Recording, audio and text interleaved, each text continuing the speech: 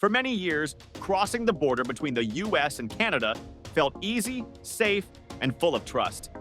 No visas were needed, no harsh questions, just open roads and smiles between neighbors.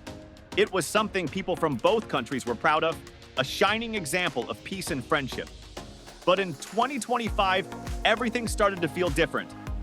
Now, Canadians are being stopped more often. They're getting fingerprinted.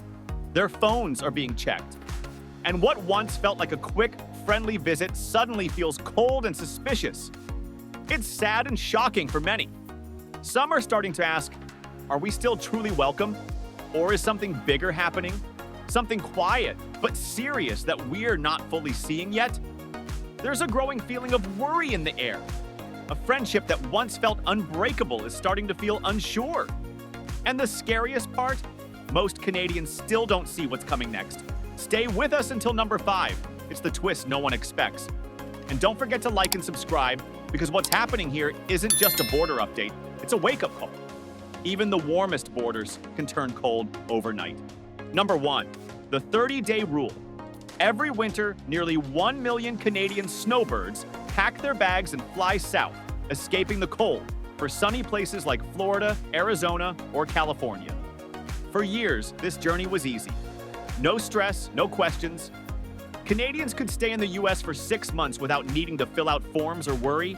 It felt free, friendly, and familiar. But in 2025, everything changed. Now there's a new rule. If a Canadian wants to stay longer than 30 days, they must register online with US Immigration. It sounds simple, but here's the twist. Most people don't even know this rule exists. That's where the heartbreak begins. Some Canadians have already gotten warnings. Immigration lawyers say the confusion is rising fast. Snowbird groups are begging for changes, saying, this rule was never meant for tourists, but it's being used on them anyway. The result? Canadian car trips back from the US dropped by 32% this March. That's not just traffic, that's trust breaking. For those used to 6 months of sunshine and freedom, this 30-day limit doesn't just feel short, it feels like a cold message. Are you truly welcome here, or just barely tolerated? Number 2, it used to be simple. Cross the US border, show your passport, answer a few quick questions, and you were in. For most Canadians, it felt like visiting a friendly neighbor. Safe, easy, familiar. But in 2025, something has changed, and it's deeply unsettling. Now, US border agents can search your phone or laptop without a warrant. Yes, without a warrant. They can open your texts, scroll through your photos, check your browsing history, even peek at your social media posts. And here's the worst part. You can't say no. You have no legal right to refuse. A recent CBC report revealed that many Canadians are now afraid. Afraid that old jokes, a political opinion, or even a harmless meme could lead to being denied entry. One civil rights expert said it best. You're exposing your entire life, and that life might be used against you. Even the Canadian government is now warning travelers, expect digital searches. No reason required. No explanation given. In 2025, the border still opens, but not like before. Now it opens into a search bar. Number 3.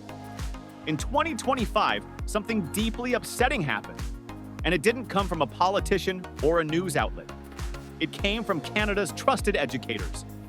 The Canadian Association of University Teachers, which speaks for over 72,000 professors, researchers, and academic staff, did something they almost never do. They issued a travel warning for the United States. And it wasn't vague or political, it was personal. They told faculty, think twice before crossing the US border. Why? Because if you are transgender, a person of color, politically outspoken, or from any marginalized group, you might be treated differently. Shockingly differently. People have reported being questioned aggressively, searched without cause, or even detained, not because of what's in their luggage, but because of who they are. The advisory tells travelers to wipe their phones, protect their personal data, and prepare emotionally to be flagged, not as a tourist, but as a threat. Universities across Canada are now quietly changing their rules. Conferences once held proudly in places like Boston or New York, some are now being canceled altogether. Because when the people who build knowledge, teach our children, and search for truth, stop feeling safe crossing your border. That's not just a travel update. That's a cry for help, a warning that something deeper is breaking. Number 4, sometimes the biggest changes don't make headlines. They whisper. They show up in the quiet. In early 2025, something started to feel different. Highways that were once busy with Canadian plates began to empty. Bus seats that were usually filled stayed cold and untouched. Hotel rooms, once booked months in advance, were suddenly wide open. A shocking 23% drop. That's how much Canadian visits to the US fell. In towns near the border, like those in Maine and Michigan, the impact was loud even if the cause was silent. A motel owner in Old Orchard Beach said it with a sigh, "We're getting cancellations we haven't seen in years, and it's all Canadians." But this isn't just about numbers or lost bookings. It's about something deeper, something more painful. The mood has changed. Tour guides and business owners near Quebec and Ontario say their clients aren't angry, they're worried, they're uneasy. People are quietly deciding to stay home, not because they don't love shopping trips or weekend getaways, but because they're scared of being searched, flagged, questioned, or even turned away. They're not saying it loudly, they're simply not going. Not this year, maybe not again. The border signs still say open, but the warmth, the trust, that easy, of course you're welcome feeling, that's fading. And when ordinary Canadians start quietly pulling back, not in protest, but in sadness and fear, it's not just about travel anymore. It's about a relationship quietly breaking at the entry point. Number 5, this one hurts. And it's hard to prove with paperwork, but if you've been through it, you feel it in your bones. It's real, it's painful, and it's happening quietly. In 2025, not all Canadians are treated the same at the US border. If you have a Middle Eastern name, if you come from a South Asian background, if you're visibly Muslim or simply look different, something changes. Longer interviews, more questions, more searches, and no real reason given, just a polite smile and hours of discomfort. There's no big announcement or written policy, no headlines or official memos. But it's happening again and again in quiet rooms behind glass walls, in hushed voices at border desks. And it's not just a feeling, it's a pattern. Legal experts and human rights groups in both Canada and the US are raising red flags. No, it's not about detentions or deportations. It's about something softer but still cruel. It's the silent unfairness. The extra steps apply to only some Canadians, the ones who don't look like the norm. And it's not just the border that's changing, it's how Americans see Canada too. A recent APOR poll showed something shocking. In 2023, 82% of Americans saw Canada as a close friend. By 2025, that number fell to just 66%, a 16-point drop in just 2 years. That's not just a number, that's a loss of trust. Being Canadian used to mean something at the border, a symbol of fairness, friendship, and respect. Now, for some, it all depends on how they look, or what their last name sounds like, or what religion someone thinks they follow. That's not just sad, it's heartbreaking. Because when a passport stops protecting you and your identity becomes the reason for suspicion, it's not really a border anymore.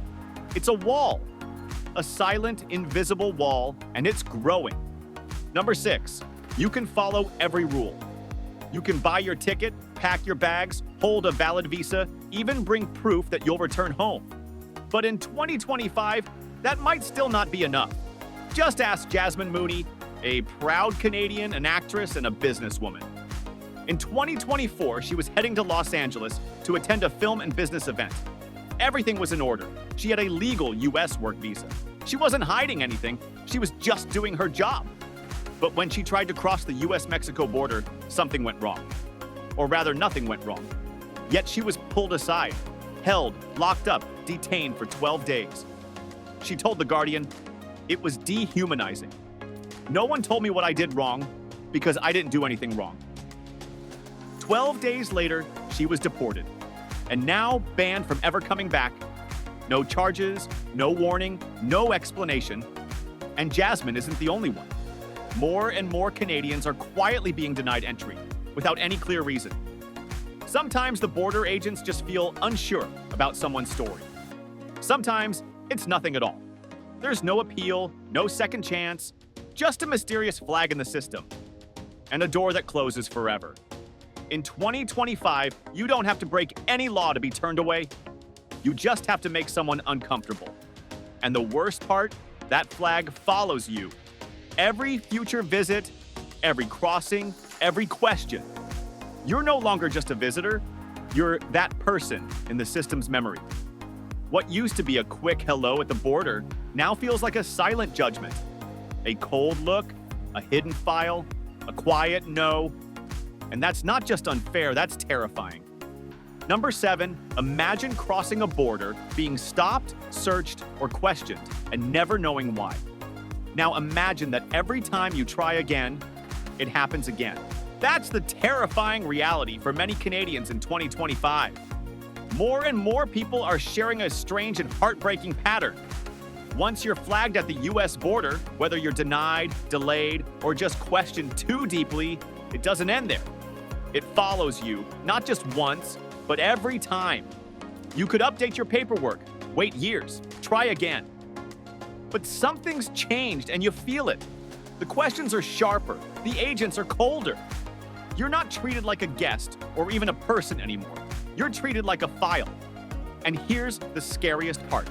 There's no list you can check, no form to fix it, no reason given, no way to undo it. You might not even know what triggered the flag. You just know that something did. The Canadian government has warned us. Border decisions made by the US are final. They can't be challenged. They don't have to explain, and often they don't. This isn't just about protecting borders anymore. It feels like something deeper, something colder. It's a memory system, silent, lasting, and invisible. A system that remembers you even if you did nothing wrong. And in 2025, that kind of memory doesn't feel safe. It feels heavy, it feels sad, it feels unfair. The US border is still technically open, but more and more Canadians say it doesn't feel that way anymore. It's not just one bad moment, it's a growing feeling. That maybe, just maybe, we're not as welcome as we used to be. So, what does this all mean? It's not about a closed gate, it's about closed hearts. It's not about one bad policy, it's about a slow, silent shift in trust. Am I still welcome there? That's the quiet, painful question being asked across Canada. If you've crossed the US border and felt something was off, share your story. You're not alone.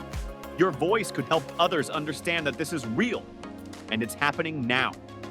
And if this hit you deep, if it made you think or feel something, please like, comment, and subscribe. Because what's happening at the border today could change how Canadians travel forever.